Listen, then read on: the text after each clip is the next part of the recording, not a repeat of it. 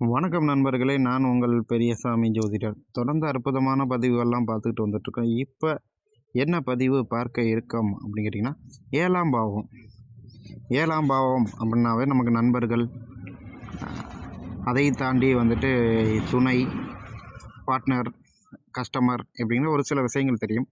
அதையும் தாண்டி இப்போ 7ஆம் பாவத்தில் கிரகங்கள் இருந்தால் என்ன மாதிரியான பலன் கொடுக்கும் அப்படிங்கிறத தான் பார்க்க இருக்கோம். 7ஆம் பாவத்தில் சந்திரன் இருந்துச்சுன்னா, சந்திரன் என்னடாவே நமக்கு என்ன தெரியும்? பெண் கிரகம். சரிங்களா? அங்கே இருக்கும்போது எப்படி பெண் தேடுவார்கள்? ஏன்னா ஒரு துணைய தேடும்போது எப்படி தேடுவாருங்கன்னா, அ ஒரு பெண்ணுகிட்ட சொல்லி தான் தேடுவாங்க. ஏன்னா பெண் கிரகம் அல்லவா? பக்கத்தில வந்துட்டு ஒரு பொண்ணுகிட்ட சொல்லி அப்படியே கனெக்ட் ஆகி அவங்களுக்கு பெண் தேடுற ஒரு வேலையில இருப்பாங்க. அ இவங்க கல்யாணம் பண்ண உடனே ஒரு இடம் மாற்றம் கிடைக்கும். சரிங்களா? இவங்க பெண்ணை வச்சு பெண் தேடும்போது விரைவில் திருமணம் நடக்கும். முகூர்த்த தேதி வந்துட்டு என்னதான் மாற்ற முடியுமான்னு பார்ப்பாங்க. ஆனால் மாற்ற முடியாது. சொன்ன நேரத்தில் சொன்ன மாதிரி கரெக்டாக நடந்து முடியும். சரிங்களா? ஏன்னா சரியான முகூர்த்தத்தை தாலி கட்டக்கூடிய ஒரு ஆட்களாக இருப்பார்கள். ஏன்னா சில பேர்த்துக்கு முன்ன பின்ன போகும். அதனால் சொல்கிறேன். இரவில் வேலை செய்யும் கணவர் ஆர் மனைவி, இரவில் வேலை செய்கிறவங்க அதிகமாக வேலை செய்கிறவங்களா இருப்பாங்க.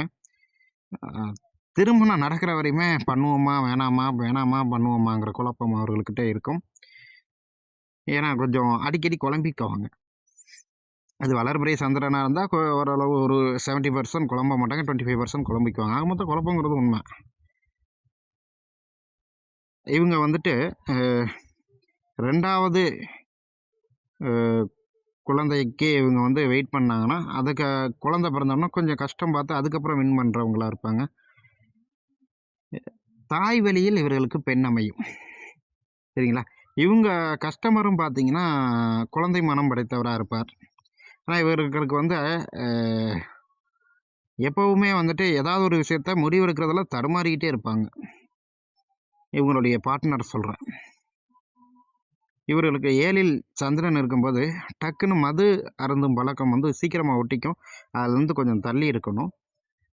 பொதுவாக திங்கக்கிழமையில் இந்த நட்சத்திரத்தில் பிறந்தவங்க இருந்தாங்கன்னா அவங்களுக்கு சீக்கிரமாக அந்த மது பழக்கங்கிறது அதிகமாக காணப்படுது. சரிங்களா? ஆக மொத்தம் இவர்களுக்கு இந்த சந்திரன் 2ல் இருக்கவங்க திங்கக்கிழமையில் பிறந்தவங்க கல்யாணம் பண்ணிக்கிறது அதிகமாக இருக்கிறது. நீங்கள் இப்போ பெண் தேடும்போது திங்கக்கிழமை பிறந்தவங்களா தேடினீங்கன்னா இன்னும் கொஞ்சம் பெட்டராக இருக்கும். சரிங்களா? அப்படி இல்லைன்னா சந்திரனோட நட்சத்திரம் கனெக்ட் ஆகிக்கிட்டே வரும். ஸோ இதில் 2ல் ஏதாவது ஒன்று நடக்கும். நன்றி நேயர்களே.